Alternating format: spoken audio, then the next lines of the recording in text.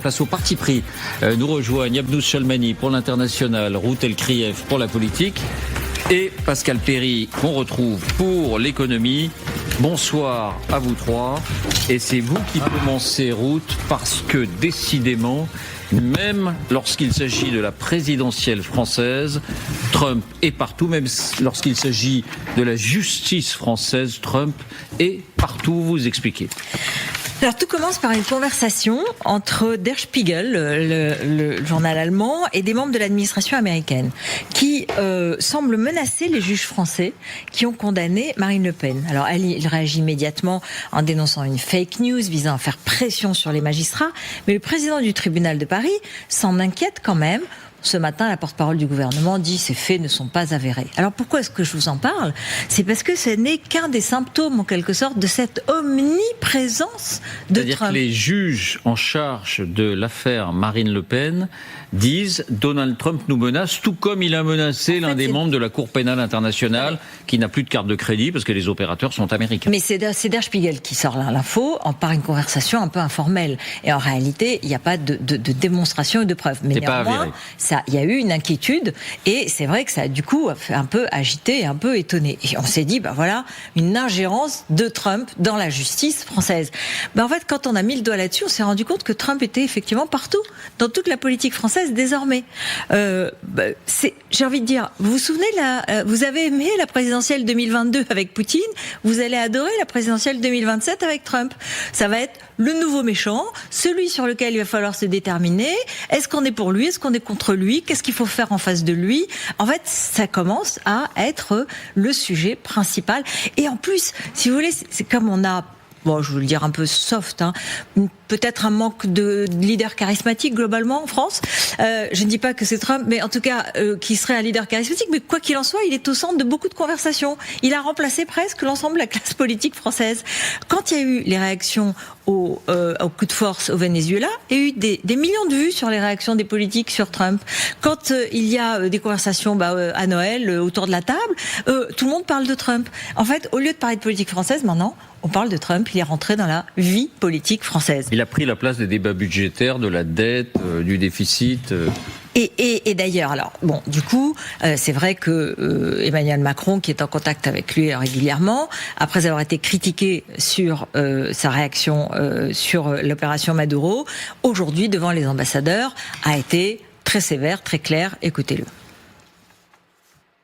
Détourne progressivement de certains de ses alliés et s'affranchit de règles internationales qu'elle promouvait encore récemment. Nous refusons le nouveau colonialisme et le nouvel impérialisme. Mais nous refusons aussi la vassalisation et le défaitisme. Il disait que les États-Unis s'étaient détournés désormais de leur rôle historique et qu'ils devenaient des nouveaux les impérialistes, ou qu'ils le revenaient. Et autre signal, en quelque sorte, c'est le quotidien Libération, qui fait sa une ce matin en posant la question à 3 personnalités, regardez, face à Trump, quelle réponse ? Donc, François Hollande, l'ancien président, qui dit il s'agit d'assumer notre destin, il est minuit moins le quart, il faut être capable de défendre notre continent contre toute agression, même si elle vient des États-Unis. Yael Braun-Pivet, la présidente de l'Assemblée nationale, on ne doit pas avoir peur d'affirmer ce que l'on est. Cela passe par davantage d'autonomie stratégique de l'Europe et l'OTAN. La déclaration conjointe sur le Groenland montre que ce mouvement est en marche. C'était Yael Braun-Pivet qui donc se détermine.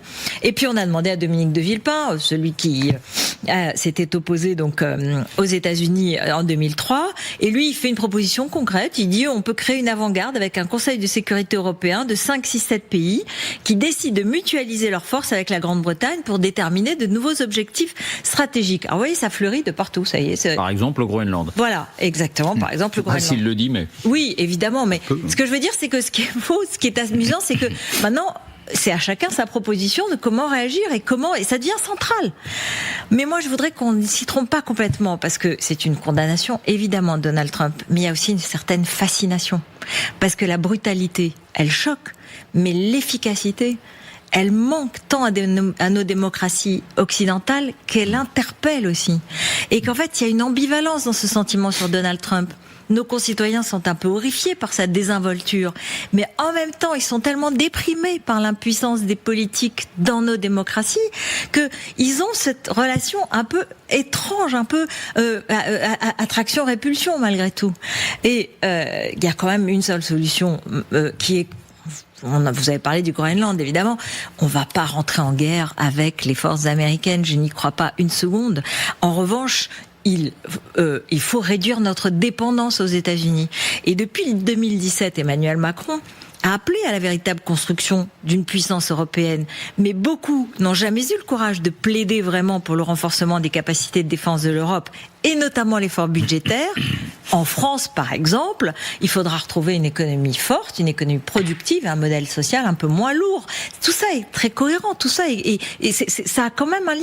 Et du coup, c'est logique. Alors le budget actuel, faut pas compter dessus, j'ai envie de dire, mais ça doit être au cœur des débats de 2027. Trump, oui, mais il faut avoir les conséquences. Les conséquences, c'est une économie forte. Et une économie forte, c'est-à-dire un travail sur notre modèle. C'est à cela que ça nous ramène en réalité. Il éclaire aussi nos propres faiblesses. Exact. Et nos liens de dépendance. Non, je pense que ça joue énormément parce qu'il nous regarde comme des petits bras. Pour parler le langage de Trump, c'est qu'on lui fait pas peur, on n'innove en rien, on est là, une petite quantité négligeable. Mais vous savez, sur ce côté Trump fait, vous vous souvenez l'investiture, la soirée après organisée dans ce stade géant, qu'est-ce qu'il a fait? Il a pris un stylo-plume et il a signé décret sur décret, et après en jetant son stylo-plume dans la foule, et rien que par ces symboliques du j'étais investi il y a 2h30 et je signe les décrets, et vous voyez bien que moi je fais, même si 3/4 n'ont pas été faits, qu'importe la posture, et il suffit de quelque chose de pas abouti, on en parlera tout à l'heure, comme l'arrestation de Maduro, tout le monde est là en disant il est effectif. Et ça fait une sacrée différence et crée une fascination par rapport à nous, démocratie, j'allais dire, vieillissante et fatiguée, qui n'arrivons pas à faire. Votre parti pris économique, Pascal, vous avez observé comme nous ces images des tracteurs qui ont réussi à forcer les barrages et qui se sont installés en plusieurs endroits en plein Paris, en particulier de la coordination rurale, et vous poussez un coup de gueule. Vous dites, puisque tout cela est en rapport avec la signature prochaine au niveau européen, pas français, du Mercosur, vous dites « j'accuse ». Qui et quoi? 3 fois j'accuse. Alors d'abord, la France ne votera pas le Mercosur. C'est une certitude. Et néanmoins, il ne faut pas se cacher la vérité sur la situation de l'agriculture française, sur ce qu'on appelle la ferme France, qui est aujourd'hui en grande difficulté. Le solde agroalimentaire français s'est beaucoup détérioré. Nous étions un grand pays exportateur. Cette année, nous serons pratiquement à zéro, moins 93% le solde de la balance commerciale en 8 mois. Je ne sais pas si vous vous rendez compte. Alors, il y a plein d'explications. On est trop cher, on ne vend plus de blé à l'Algérie, au Burkina Faso, au Mali. Il y a de la géopolitique, il y a des politiques de prix, il y a tout ça, mais il y a pire finalement, c'est que nous continuons d'importer, par exemple, nous importons de plus en plus de viande, alors que, de volaille en particulier, alors que la consommation générale de viande diminue. J'accuse d'abord, premier dans le box, la grande distribution. J'accuse la grande distribution d'entretenir depuis 40 ans le mythe d'une alimentation toujours moins chère. Cette idée absurde de la défense absolue, l'obsession du pouvoir d'achat. Les champions du pouvoir d'achat ont déjà tué une partie de l'industrie et ils sont en train de menacer aujourd'hui l'agriculture. Je les accuse également de se servir des productions agricoles pour baisser le prix du reste de l'assortiment. 44% de marge sur les fruits, 67% de marge sur les légumes. Chiffre UFC, que choisir? En réalité, donc, des surmarges sur ces produits-là. Pourquoi? Pour faire des promotions sur le Nutella, pour vendre la lessive ou le shampoing à prix cloutant. Donc ce sont les agriculteurs qui le payent, très clairement.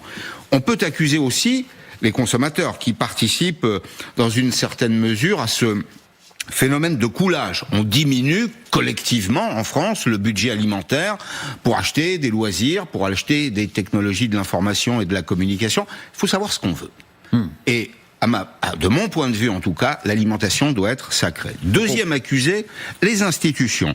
L'État, qui a entretenu lui aussi un mythe qui est celui d'une agriculture puissante, et paradoxalement en surtransposant les règles européennes. C'est-à-dire qu'en compliquant la vie des agriculteurs. Les lois Egalim, qui n'ont pas été suffisantes, qui n'ont pas été contraignantes, qui n'ont pas été efficaces.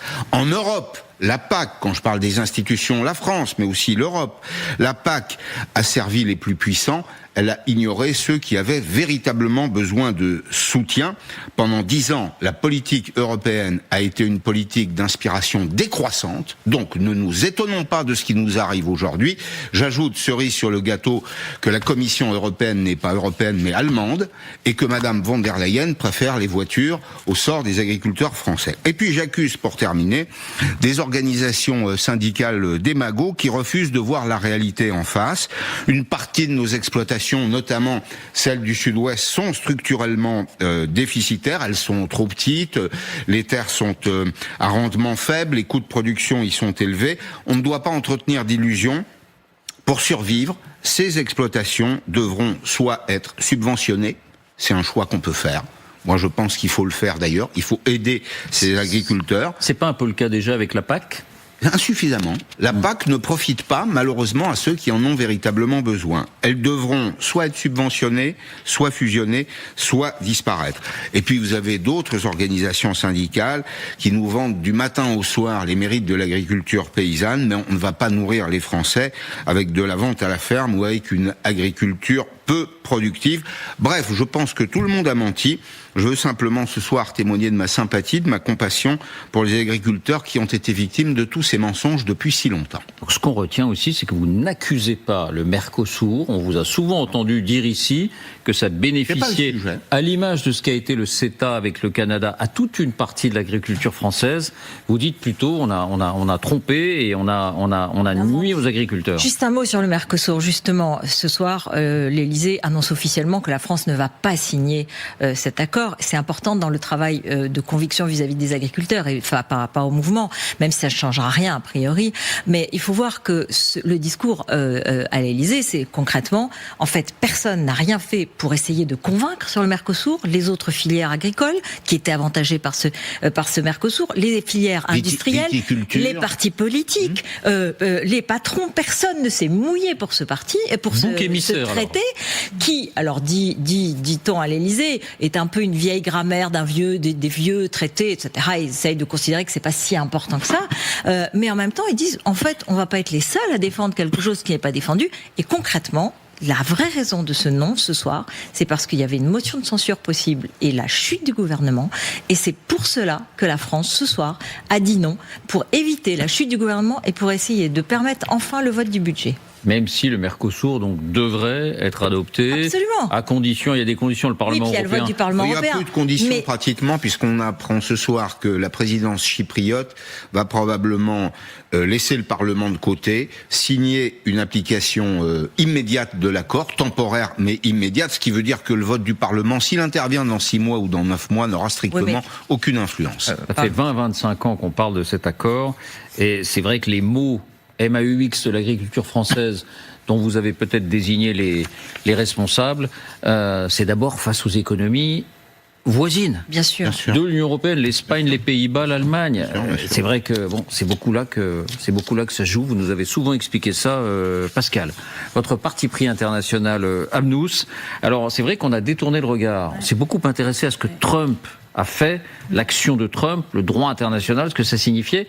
Mais on ne regarde plus du côté du Venezuela, et vous vous dites, il serait temps de regarder, il faut faire chuter le chavisme qui est toujours en place. Et il est toujours en place, et je crois qu'on n'a pas mesuré à quel point le chavisme, qui a 26 ans, a réussi à s'enraciner. C'est un système, c'est une institution qui survit par la corruption, les milices paramilitaires et les intérêts convergents d'une élite militaro-politique. Pour faire simple, vous voyez celle qui a pris le pouvoir, Delcy Rodriguez, son frère Jorge Rodriguez, c'est le président de l'Assemblée nationale, et avec le ministre de l'Intérieur et le ministre de la Défense et, j'allais dire, feu Maduro, ils formaient le club des 5 qui tient le pays depuis l'arrivée au pouvoir de Maduro.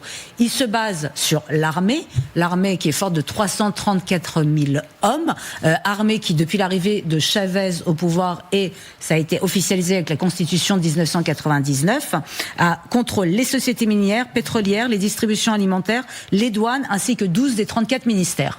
Et si le fameux cartel, vous avez ce cartel très connu, le cartel de Los Soles, qui s'appelle le cartel des soleils, pourquoi on l'appelle comme ça? C'est en référence aux insignes portés par les généraux vénézuéliens, parce qu'ils se servent, de l'argent, de la drogue, pour continuer à se faire de l'argent. Et ils se basent sur, vous avez ces 334 000 militaires officiels qui sont liés aux gangs, et vous avez les fameux collectivos forts de 220 000 hommes minimum. Ce sont des groupes armés civils qui circulent à moto. Alors eux, c'est extorsion, drogue, enlèvement.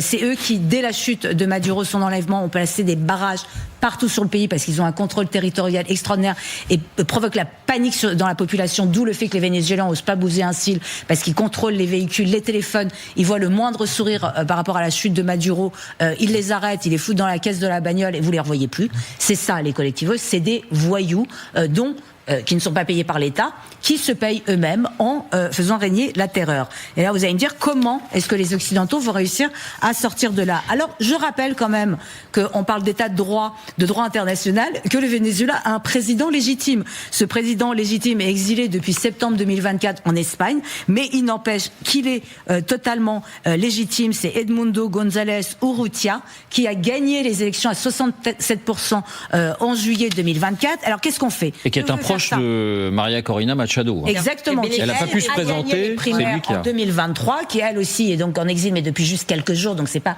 des opposants en exil depuis des 1000 ans. Donc qu'est-ce qu'on peut faire, nous, les Occidentaux? C'est reconnaître pleinement, il est déjà reconnu par les États-Unis, la Colombie, l'Union européenne, c'est nous, Occidentaux, reconnaître pleinement et soutenir concrètement Edmundo González Urrutia comme président légitime du Venezuela, l'aider à constituer un gouvernement en exil, comme ça a été fait pendant la Seconde Guerre mondiale, d'avoir un véritable gouvernement, de préparer une administration démocratique future.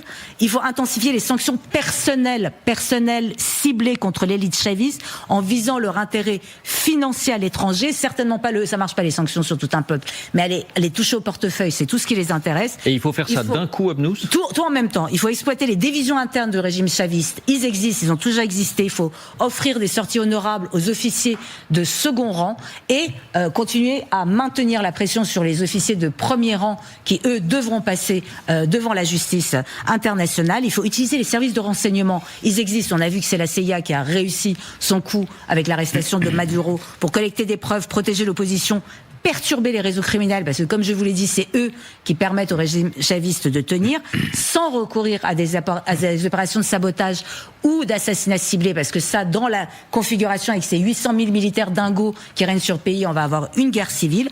Préparer une sorte de plan Marshall de Venezuela, mais j'allais dire une pub géante et continue pour dire l'après sera forcément mieux. Vous avez du pognon, nous on va vous aider et voilà ce qui vous attend. Mais d'un mot, quand on se souvient par exemple de ce qu'a été la transition en Espagne, elle a été progressive. Jouable. Quand on se souvient des critiques qu'il y a eu contre les Américains qui ont voulu faire table rase en Irak, et ça a été un échec cuisant, est-ce qu'il ne faut pas là aussi une transition progressive? Alors je ne sais pas comment vous pouvez réussir à faire une transition progressive avec des narcotrafiquants et des types qui se servent sur des enlèvements et sur du proxénétisme. C'est qu'on est dans une configuration d'un État voyou, où les voyous sont officiellement au pouvoir et ne peuvent pas exister sans la drogue et sans ces gangs. La solution, c'est d'ici de piloter un gouvernement en exil et de cibler le pognon de l'élite individuellement, et ces sanctions ne fonctionnent jamais. Là, ça peut marcher, et compter sur les pays d'Amérique latine pour servir de médiateurs légitimes. Et là, ça prendra peut-être du temps, mais le chavisme finira par tomber. Merci à vous trois pour ces partis pris.